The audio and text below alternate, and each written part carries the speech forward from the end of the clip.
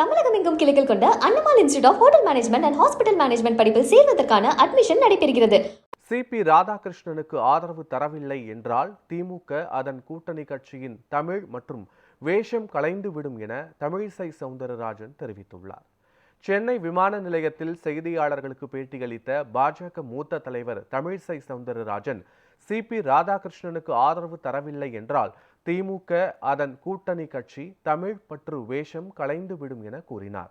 அப்துல் கலாமிற்கு ஆதரவு தராமல் செய்த குற்றத்தை மீண்டும் செய்ய வேண்டாம் என்று தமிழிசை சவுந்தரராஜன் தெரிவித்துள்ளார்.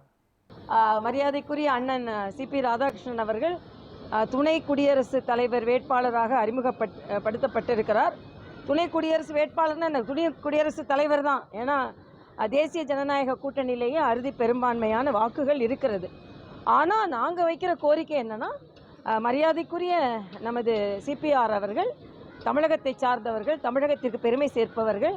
அதனால் கட்சி மாற்றங்கள் இல்லாமல், வேறுபாடு இல்லாமல் அனைவரும் அவருக்கு ஆதரவு தர வேண்டும் என்று நான் கேட்டுக்கொள்கிறேன். இதற்கு முன்னால் அப்துல் கலாம் அவர்கள் தமிழராக இருந்து அவருக்கு ஆதரவு தராத ஒரு மாபெரும் குற்றத்தை திமுக போன்ற கட்சிகள் செய்தன. இந்த வாட்டி அது செய்யக்கூடாதுன்னு நான் நினைக்கிறேன்.